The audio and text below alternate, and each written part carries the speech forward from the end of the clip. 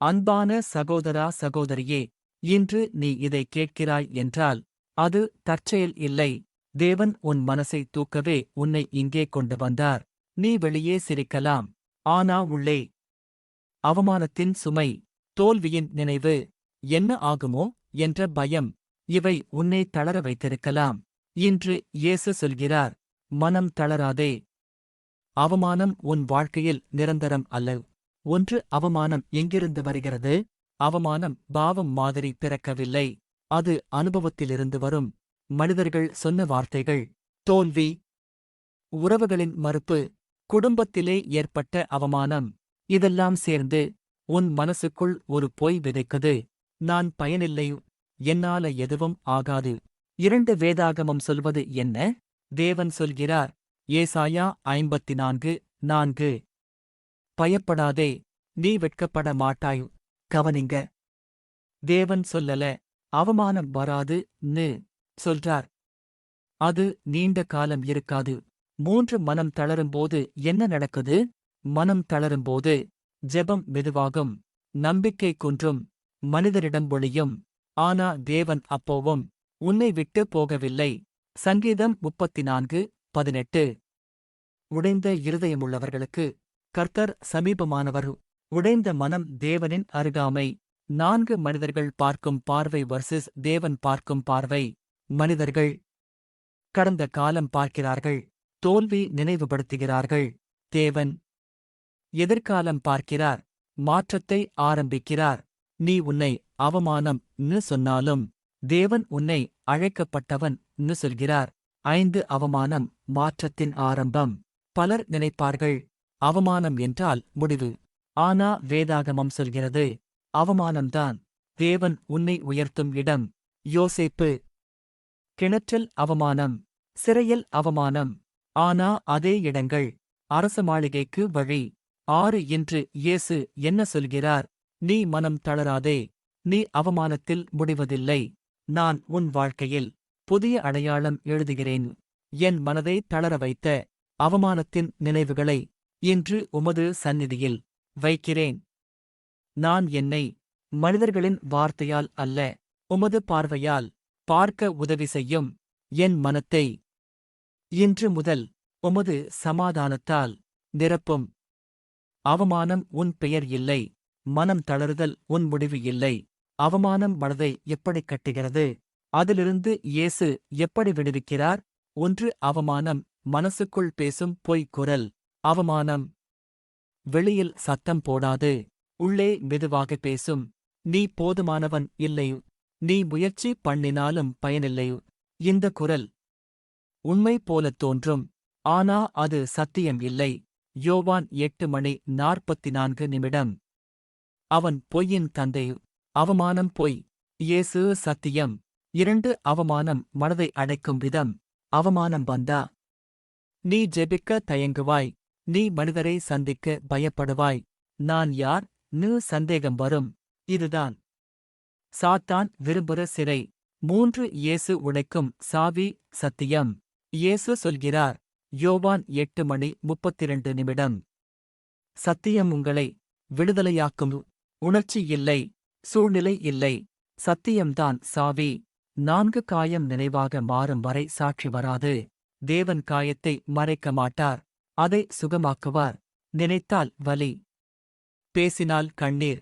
இந்த நிலையில தேவன் உன்னை அழுத்த மாட்டார்.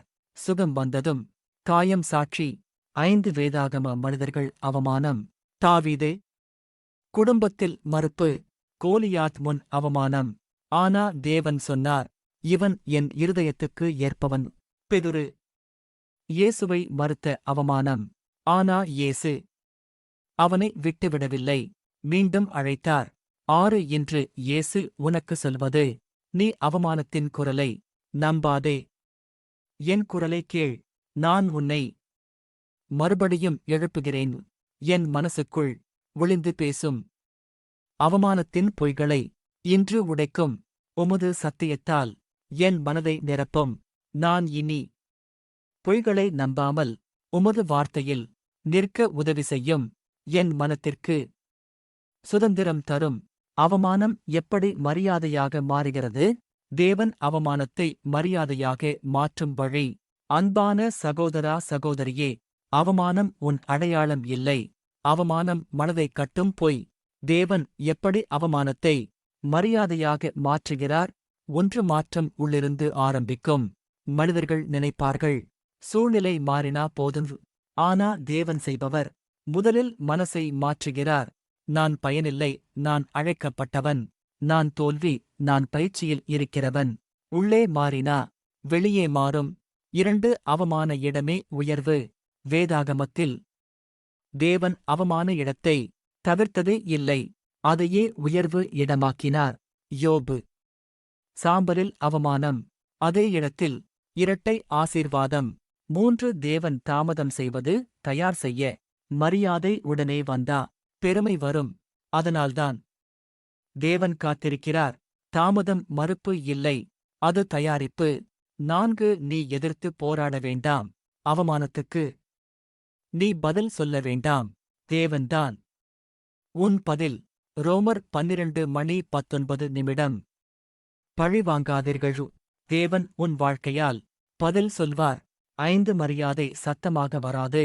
தேவன் தரும் மரியாதை மெதுவாக வரும், நிலைத்திருக்கும். மனிதரின் அப்ளாஸ் போல் இல்லை, தேவனின் அப்ரூவல் போல இருக்கும். 6 ஒரு நாள் அவமானம் பேசும், நீ பேச வேண்டாம். உன் வாழ்க்கை பேசும். இவன் விழுந்தான், ஆனா உடைந்தான் இல்லை. என் அவமானத்தை நீர் அறிந்தீர், அதை மறைக்காமல் அதை மாற்றும். என் உள்ளத்தை உமது சித்தத்திற்கு ஏற்றவாறு மாற்றும்.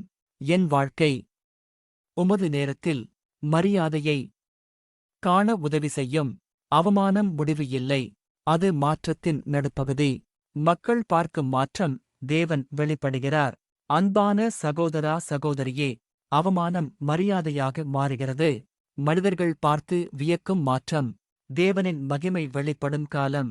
1 தேவன் மாற்றத்தை மறைக்க மாட்டார். தேவன் உன்னை மௌனமாக மாற்றல, அவர் மாற்றத்தை வெளியில் காட்டுவார். மத்தேயு 5:14.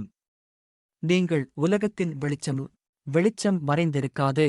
2 அவமானம் இருந்த இடமே சாட்சி. நீ அவமானப்பட்ட அதே இடத்தில்தான் தேவன் உன்னை உயர்த்துவார். அதே குடும்பம், அதே ஊர், அதே வேலை. தேவன் தேர்வு செய்வது இன்டென்ஷனல். 3 உயர்வு படிப்படியாக வரும். தேவன் திடீரென உன்னை உயர்த்தலாம், ஆனா பெரும்பாலும் நிலைத்த உயர்வு, பாதுகாப்பான உயர்வு. படிப்படியாக. சங்கீதம் 75:6-7. உயர்வு கர்த்தரிடமிருந்து. 4 நீ அமைதியாக நடக்கிறாய். மாற்றம் வந்ததும் பழைய பதில் இல்லை, பழைய கோபம் இல்லை, பழைய அவமான நினைவு இல்லை. அமைதிதான் மிகப்பெரிய சாட்சி. 5 தேவன் உன் பெயரை மீண்டும் எழுதுகிறார். மனிதர்கள் வைத்த பெயர் அவன் தோல்வி. தேவன் எழுதும் பெயர் அவன் மீட்கப்பட்டவன். பெயர் மாறினா அடையாளம் மாறும். 6 மாற்றம் பலருக்கு நம்பிக்கை. உன் வாழ்க்கை ஒருவருக்கு நானும் மாறலாம் நம்பிக்கை தரும். என் வாழ்க்கையில் நீர் செய்த மாற்றத்தை மறைக்காமல் உமது மகிமைக்காக வெளிப்படுத்தும். என்னை உயர்த்தினாலும் தாழ்மையில் நடக்க உதவி செய்யும். என் வாழ்க்கை பலருக்கு நம்பிக்கையாக மாறட்டும். தேவன் மாற்றுகிறார், மக்கள் பார்க்கிறார்கள். தேவன் மகிமைப்படுகிறார். அவமானம் கடந்த பின் நிலைத்த வாழ்க்கை. அன்பான சகோதரா சகோதரியே, தேவன் உன்னை அவமானத்திலிருந்து மாற்றத்தின் வழியாக உயர்வுக்கு கொண்டு வந்தார். மாறிய பிறகு எப்படி நிலைத்திருக்க வேண்டும்? மனம் இனி தளராமல் எப்படி நடக்க வேண்டும்? 1 நினைவுகள் திரும்பி வந்தால் என்ன செய்வது? அவமானம் மாறினாலும் நினைவுகள் சில நேரம் திரும்பி வரலாம். அப்போ நீ செய்ய வேண்டியது, அந்த நினைவோடு போராடாதே, அதை இயேசுவின் காலடியில் வை. எபிரெயர் 12:2. இயேசுவை நோக்கிப் பாருங்கள், கடந்த காலத்தை நோக்காதே. இயேசுவை நோக்கு. 2 தினசரி நடை பெரிய சாட்சியின் அடித்தளம். நிலைத்த வாழ்க்கை.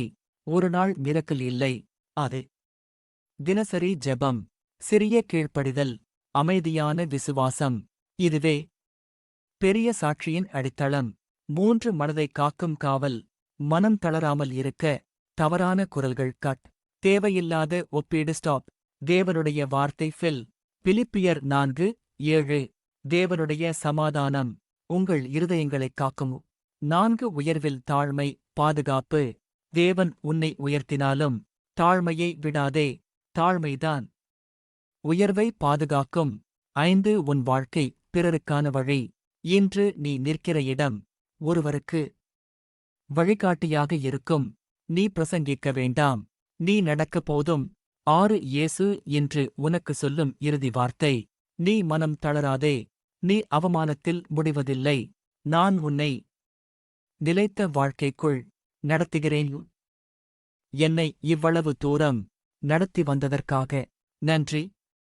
என் மனம் இனி தளராமல் உமது சமாதானத்தில் நிலைத்திருக்க உதவி செய்யும். கடந்த காலம் என்னை கட்டுப்படுத்தாமல் உமது அழைப்பு என்னை நடத்தட்டும். என் வாழ்க்கை அவமானத்திலிருந்து மரியாதைக்கு கொண்டு வந்த உமது கிருபையின் சாட்சியாக இருக்கட்டும். நிலைத்த வாழ்க்கை ஆரம்பம். தேவன் உன்னை இங்கே நிறுத்தவில்லை. இங்கிருந்து இன்னும் உயரம் இருக்கிறது. ஜெபம். கர்த்தராகிய இயேசுவே, இன்று உமது பரிசுத்த சந்நிதியில் தாழ்மையோடு வருகிறேன். என் மனதை தளர வைத்த அவமானங்கள், தோல்விகள், மனிதர்களின் வார்த்தைகள் எல்லாவற்றையும் உமது காலடியில் வைக்கிறேன். ஆண்டவரே, நான் உள்ளே உடைந்து போன நேரங்களில் நீர் என்னை கைவிடவில்லை என்று இன்று உணரச் செய்கிறீர். என் கண்களில் வந்த ஒவ்வொரு கண்ணீரையும் நீர் வீணாக்கவில்லை என்பதற்காக உமக்கு நன்றி. இயேசுவே, கர்த்தாவே, என் மனதை கட்டிப்பிடித்த பயம், குழப்பம், நம்பிக்கையின்மை இன்று உடையட்டும். உமது சத்தியத்தால் என் மனதை நிரப்பும்.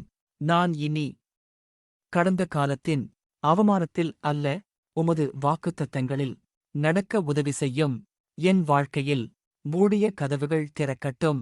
தாமதமான கிருபை இன்றே வெளிப்பட்டும். என்னை பார்க்கிறவர்கள் என் வாழ்க்கையை பார்த்து, இது தேவனுடைய செயல் என்று சொல்லும் நாளை நீர் ஏற்படுத்தும். இன்று முதல் என் நடை மாறட்டும். என் மனம் தளராமல் உமது சமாதானத்தில் நிலைத்திருக்க என்னை நடத்தும். ஆண்டவரே, இயேசுவின் வல்லமையான நாமத்தில்